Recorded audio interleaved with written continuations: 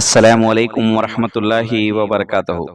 సోదరులారా, సోదరిమణులారా, నేటి యొక్క అంశంలో భాగంగా 8 రకాల వాటిపై ప్రేమ అనేటటువంటి అంశాన్ని మీ ముందుకు తీసుకొచ్చాను.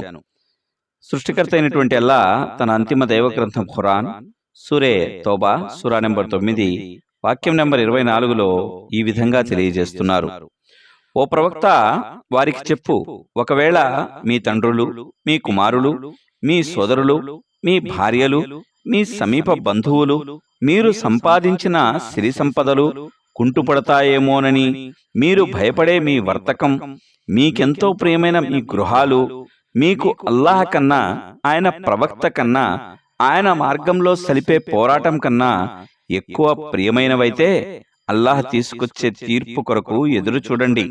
అల్లాహ్ అవిధేయులకు సన్మార్గం చూపడు. సోదరులారా, సోదరిమణులారా, మరి ఈ వాక్యంలో సృష్టికర్త అయినటువంటి అల్లాహ్ ఆ 8 రకాలైనటువంటి విషయాలను తెలియజేయటం జరిగింది. ఆ 8 రకాల విషయాలపై ప్రేమ ధర్మసమ్మతం అయినప్పటికీ అది శృతిమించకూడదనేటటువంటి విషయాన్ని ఇక్కడ అల్లాహ్ సుబ్హానహు వ తఆలా తెలియజేస్తూ, అసలు సిసలైనటువంటి ప్రేమ దేనిపై కలిగి ఉండాలనేటువంటి విషయాలని అల్లాహ్ సుబ్హానహు వ తఆలా తెలియజేస్తున్నారు. మరి ఆ 8 విషయాలు ఏమిటి అంటే, మొదటిది మీ తండ్రులు, 2 మీ కుమారులు, 3 మీ సోదరులు, 4 మీ భార్యలు, 5 మీ సమీప బంధువులు, 6 మీరు సంపాదించినటువంటి సిరి సంపదలు, 7 మీ వర్తకం, 8 మీ గృహాలు. వీటిని గురించి అల్లాహ్ సుబ్హానహు వ తఆలా తెలియజేస్తూ చెప్పేటటువంటి విషయం ఏమిటంటే, మానవ నైజం వాంఛించే, ఇష్టపడే పలు అంశాలు ఇక్కడ ప్రస్తావనకు తీసుకురావడం జరిగింది. అలాగే మనిషి రేయింబవళ్ళు సహజీవనం సాగించి దగ్గర బంధువులు, వంశస్థులు, తెగలు, అలాగే మనిషి ఆస్తిపాస్తులను అయిన వారిని ఎంతో ఇష్టపడతాడు. తన వర్తకంలో ఎలాంటి స్తబ్దత ఏర్పడకుండా ఉండాలని, తన యొక్క వాణిజ్య సామాగ్రి విక్రయం కాకుండా గిడ్డంగులలో పడి ఉండరాదని కోరుకుంటాడు. అలాగే తన ఆలుబిడ్డలు, కుటుంబ సభ్యులు రక్షణ కోసం కంచుకోటల్లాంటి మేడలుండాలని, సురక్షితమైనటువంటి సౌధాలలో వారు సుఖపడాలని కాంక్షిస్తాడు. అతను అలా కోరుకోవడం సహజం కూడాను, అందులో తప్పు కూడా లేదు. కానీ ఈ వస్తువుల, ప్రాపంచిక వస్తువుల పట్ల గల మక్కువ వల్ల దైవాన్ని, దైవ ప్రవక్తను, దైవ మార్గంలో జరపవలసినటువంటి పోరాటాన్ని అతను విస్మరించినట్లయితే అది అల్లాహ్ దృష్టిలో చాలా తీవ్రమైనటువంటి విషయంగా పరిగణించబడుతుంది. ఈ రకమైనటువంటి విస్మరణ పాపం, అవిధేయత కిందకి వస్తుంది.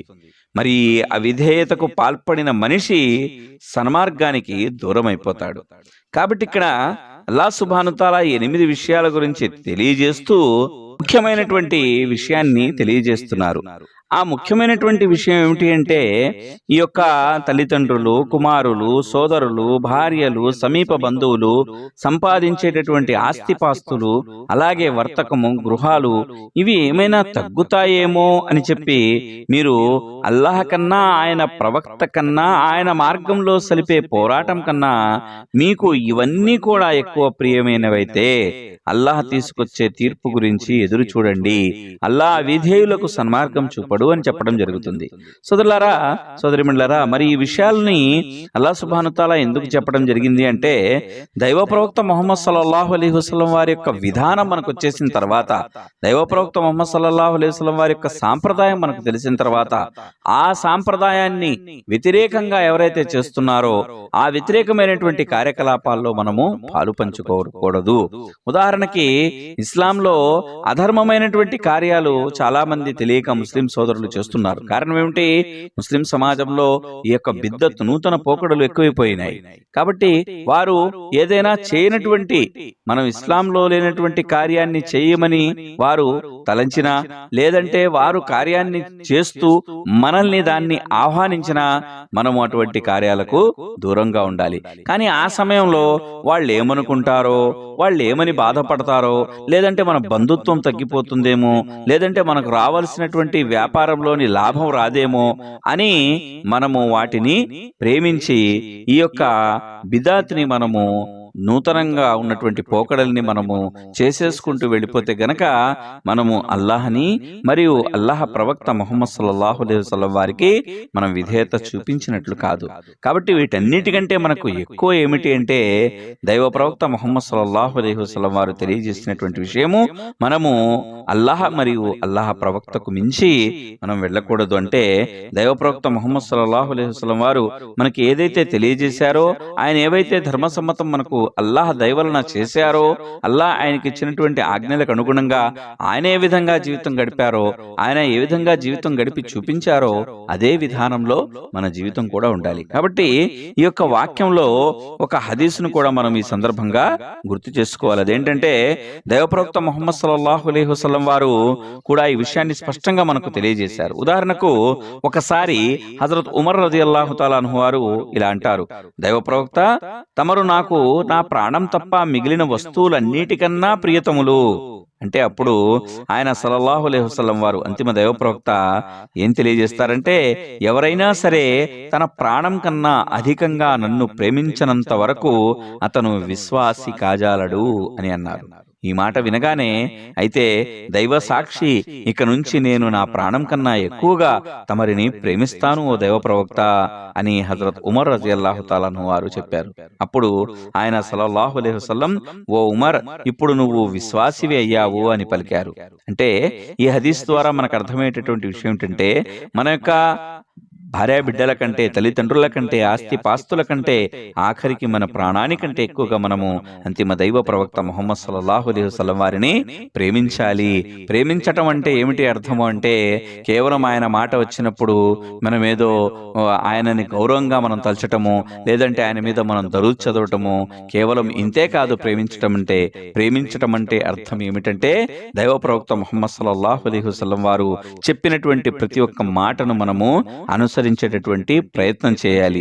అలాగే దైవ ప్రవక్త ముహమ్మద్ సల్లల్లాహు అలైహి వసల్లం వారు ఇంకొక హదీస్లో తెలియజేస్తారు, ఎవరి చేతిలో అయితే నా ప్రాణం ఉందో ఆయన సాక్షిగా చెప్తున్నాను, మీలో ఎవరైనా సరే తన తండ్రి కన్నా, తన సంతానం కన్నా, సమస్త జనుల కన్నా అధికంగా నన్ను ప్రేమించినంత వరకు అతను విశ్వాసి కాజాలడు అని చెప్పి హదీస్లో తెలియజేయటం జరిగింది. కాబట్టి సోదరులారా, సోదరిమణులారా, ఈ 8 రకాల విషయాలపై మనకు ప్రేమ ఉండవచ్చు గాని అది దైవ ప్రవక్త ముహమ్మద్ సల్లల్లాహు అలైహి వసల్లం వారి యొక్క మాటకు వ్యతిరేకంగా ఉండకూడదు. అలాగే అల్లాహ్ యొక్క ఆజ్ఞలకు ఇది వ్యతిరేకంగా ఉండకూడదు. వాటి మీద ప్రేమ ఉండాలి గాని ఎప్పుడైతే అల్లాహ్ యొక్క ఆజ్ఞలు మనకు వస్తాయో అప్పుడు ఆ ప్రేమ కూడా తగ్గిపోవాలి. సృష్టికర్త అయినటువంటి అల్లాహ్ మీద మన యొక్క ఆజ్ఞల మీద మనకు ప్రేమ ఉండాలి.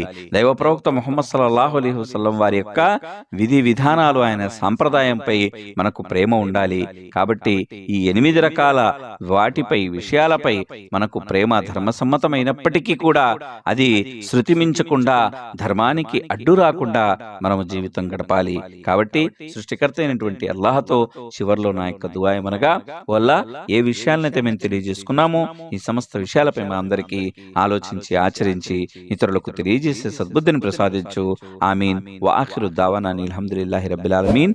అస్సలాము అలైకుం వరహ్మతుల్లాహి వబరకాతుహు.